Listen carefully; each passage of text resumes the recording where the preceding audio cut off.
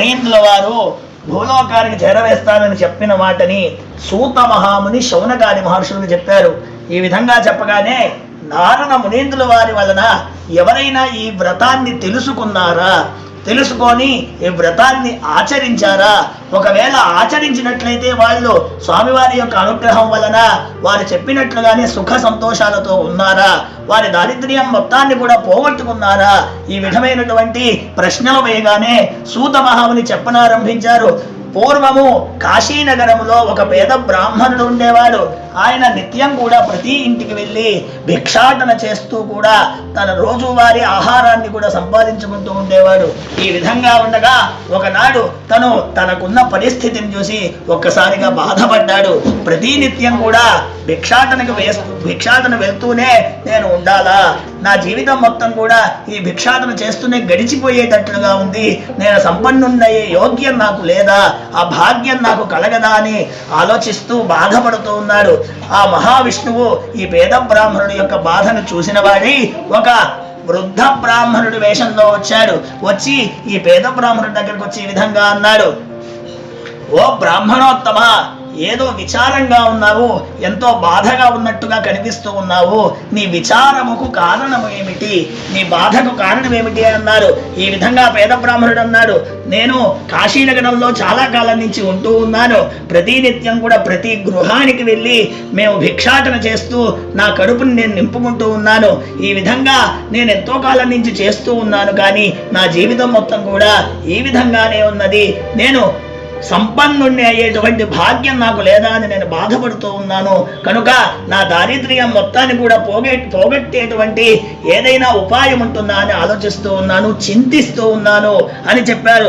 ఆ మహావిష్ణువు వృద్ధ బ్రాహ్మణుడి రూపంలో ఉన్నటువంటి మహావిష్ణువు ఈ విధంగా అన్నారు, ఓ బ్రాహ్మణోత్తమ, నీవు చింతించవలసిన పని లేదు, మనకి కలవు సత్య అన్న విషయాన్ని గుర్తు చేస్తూ కలియుగంలో ఎవరైతే సత్యనారాయణ స్వామి వారి యొక్క వ్రతాన్ని భక్తి శ్రద్ధలతో యథాశక్తిగా ఆచరిస్తారో వారికి ఆ సత్యనారాయణ స్వామి వారి యొక్క అనుగ్రహము చేత కొంతకాలంలోనే వాళ్ళ దారిద్ర్యం మొత్తం కూడా పోయి సుఖ సంతోషాలతో సంపన్నులుగా ఉంటారు, వారి దారిద్ర్యం మొత్తం కూడా పోతుంది అన్న విషయాన్ని చెప్పారు.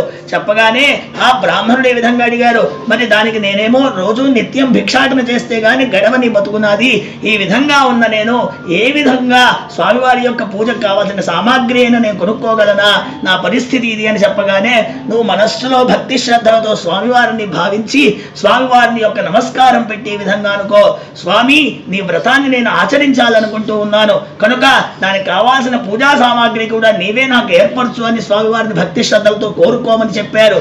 చెప్పి ఆ వృద్ధ బ్రాహ్మణుడి వేషంలో ఉన్నటువంటి మహావిష్ణువు అంతర్ధానమయ్యారు. ఆ కాశీనగరంలో ఉన్నటువంటి పేద బ్రాహ్మణుడు మనస్సులో ఎంతో భక్తి శ్రద్ధలతో స్వామివారికి నమస్కారం చేసి, ఓ స్వామి, నేను నీ వ్రతాన్ని ఆచరించాలి అనుకుంటున్నాను, కనుక నేను ఇప్పటి నుంచి చాలా గృహాలకు వెళ్తాను, నీ యొక్క వ్రతానికి కావాల్సిన సామాగ్రి కోసం వెళ్తాను, కనుక ఆ సామాగ్రి అంతా కూడా నాకు చేకూర్చేటట్లుగా చేయవలసిన బాధ్యత నీది అని మనస్సులో స్వామివారికి నమస్కారం చేసి వెళ్ళాడు. అదే విధంగా స్వామివారి యొక్క అనుగ్రహం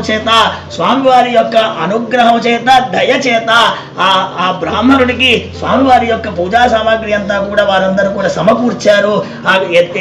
బంధుమిత్ర సపరివార సమేతముగా ఆ వ్రతాన్ని ఆచరించగలిగే శక్తి అతనికి వచ్చేలాగా మహావిష్ణువు అనుగ్రహం చేశారు. ఈ విధంగా ఉండగా తర్వాతి నాడు ప్రాతకాలాన్ని లేచి కాలకృత్యాలన్నీ కూడా తీర్చుకున్నవాడి తనకు వచ్చినటువంటి ఆ పూజా సామాగ్రి అంతటి కూడా తీసుకొని తన ఇంట్లో ఒక చోట శుద్ధముగా బాగా కడిగినటువంటి ఒక రూములో ఒక ప్రదేశములో స్వామివారి యొక్క పూజకు ఏర్పాటు చేశాడు. బంధుమిత్రుల సపరివార సమేతముగా ఎంతో ఆనందముగా స్వామివారి యొక్క వ్రతాన్ని ఆచరించాడు. స్వామివారి యొక్క ఆ బ్రాహ్మణుడు చేసినటువంటి పూజ ఎంతో నచ్చింది. భక్తి శ్రద్ధలతో అతను చేసినటువంటి ఆ వ్రతాన్ని మెచ్చిన వాడి త్వరగా అతను దారిద్ర్యం మొత్తాన్ని కూడా పోయి సంపన్నుడిగా అయ్యేటువంటి ఆశీర్వాదాన్ని ఆ స్వామివారు అనుగ్రహించారు. ఆ ప్రకారంగానే కొంతకాలంలోనే ఆ పేద బ్రాహ్మణుడు సంపన్నుడయ్యాడు. సంపన్నుడు అయిన వెంటనే అతను స్వామివారిని మర్చిపోకుండా ప్రతి పౌర్ణమికి గాని ప్రతి సంవత్సరములో శుభకార్యమునందు వివాహ మహోత్సవమునందు గాని పుట్టినరోజు గాని ఇలా ఏదో ఒక రోజున స్వామివారి యొక్క వ్రతాన్ని ఆచరించి ఇహలోకంలో ఉన్నటువంటి సమస్త దుఃఖాలన్నీ దారిద్ర్యాలన్నీ కూడా పోగొట్టుకొని సుఖశాంతులతో ఉన్నారు అని చెప్పారు. ఈ విధంగా చెప్పగానే ఆ సూత మహామునిని శౌనకాది మహర్షులు అన్నారు, ఈ విధంగా ఇంకా ఎవరైనా ఆ వ్రతాన్ని ఆచరించారా? ఆ కథ కూడా మాకు చెప్పండి అన్నారు. ఈ పేద బ్రాహ్మణుడు సంపన్నుడైన తర్వాత కూడా ఆ స్వామి వారిని మర్చిపోకుండా వ్రతాన్ని ఆచరిస్తూ ఉన్నాడు కదా. అలా ఆచరించే సమయంలో ఒక పౌర్ణమి రోజుడు ఆ స్వామి వారికి అర్చన చేస్తూ ఉన్నారు. ఆ రోజు ఇలాగే వ్రతం జరుగుతూ ఉంది. అదే సమయమున కట్టెలు అమ్మే ఒక వ్యాపారి వచ్చాడు. అటువైపుగా వస్తూ ఉండగా మధ్యాహ్నం 12 గంటల సమయమైనది. బాగా ఎండాకాలం అది. ఆ సమయంలో బాగా దాహం వేసి ఎక్కడైనా మంచినీరు ఇస్తారా అనే ఉద్దేశంతో వచ్చాడు. అలా ఉండగా ఈ బ్రాహ్మణుడు యొక్క వ్రతాన్ని ఆచరించే ఒక గృహానికి వచ్చి ఆ ఇంటి అరుగు మీద ఆ కట్టెల మోపిని పక్కన పెట్టి లోపలికి తొంగి చూశాడు మంచినీళ్ళు అడగడం కోసం. ఆ లోపల అదే సమయంలో వ్రతము జరుగుతూ ఉన్నది. ఆ జరుగుతూ ఉన్న సమయంలో ఈ విధంగా అనుకున్నాడు, వాళ్ళు ఏదో పూజ చేసుకుంటూ ఉన్నారు, వాళ్ళని మనం కదిలించకూడదు అనే ఉద్దేశంతో అతను అలాగే అక్కడే కూర్చుండిపోయాడు ఆ అరుగు మీదే. కొంత సమయం అయిన తర్వాత ఆ వ్రతం మొత్తం కూడా పూర్తి చేసుకున్న తర్వాత వారిని మంచినీళ్ళు అడిగారు. వారందరూ కూడా వారికి మంచినీళ్ళు స్వామివారి యొక్క ప్రసాదాన్ని అందించారు. ఈ విధంగా ఉండగా ఆ కట్టెల వ్యాపారి ఈ విధంగా అడిగారు, ఓ బ్రాహ్మణోత్తమ, మీరు ఏ వ్రతాన్ని ఆచరించారు, ఏ పూజను చేసుకున్నారు మీ ఇంట్లో, ఈ రోజు విశేషం ఏమిటి అని అడిగారు.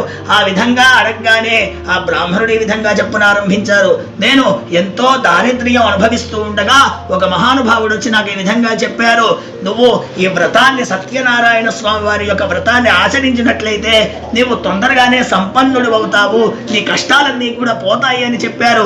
ఆ విధంగానే నేను భక్తి శ్రద్ధలతో స్వామివారి యొక్క వ్రతాన్ని ఆచరించాను.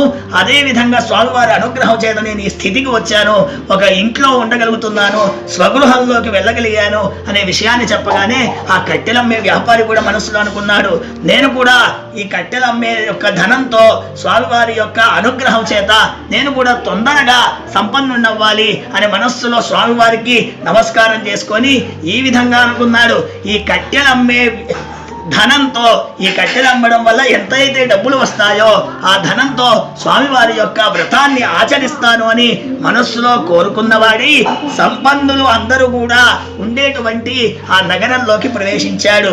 వెళ్ళి ఆ కట్టెలన్నీ కూడా అమ్మడం ప్రారంభించాడు. స్వామివారి యొక్క అనుగ్రహం చేత ఎవరు కూడా బేరసారాలేవి ఆడకుండా వెంటనే ఆయన ఎంత చెప్తే అంత డబ్బులు ఇస్తూ ఉన్నారు. ఈ విధంగా ఆ కట్టెలన్నీ కూడా అమ్ముడుపోయాయి స్వామివారి యొక్క అనుగ్రహం చేత. ఆ డబ్బులతో, ఆ ద్రవ్యంతో స్వామివారి యొక్క పూజా సామాగ్రి అంతా కూడా కొనుక్కున్నవాడి అతను కూడా ఎంతో భక్తి శ్రద్ధలతో బంధుమిత్ర సపరివార సమేతముగా ఆ స్వామివారి యొక్క వ్రతాన్ని ఆచరించి కొంతకాలంలోనే అతను కూడా స్వామివారి యొక్క అనుగ్రహం చేత సర్వ దారిద్ర్యాలన్నీ కూడా, దుఃఖాలన్నీ కూడా పోగొట్టుకొని సంపన్నుడు ఐశ్వర్యవంతుడు అయ్యాడు అని శౌనకాది మహర్షులకు సూత మహాముని చెప్పాడు. ఇది ద్వితీయ కథా సమాప్త. జై శ్రీమద్ రమారమణ గోవిందో హరి.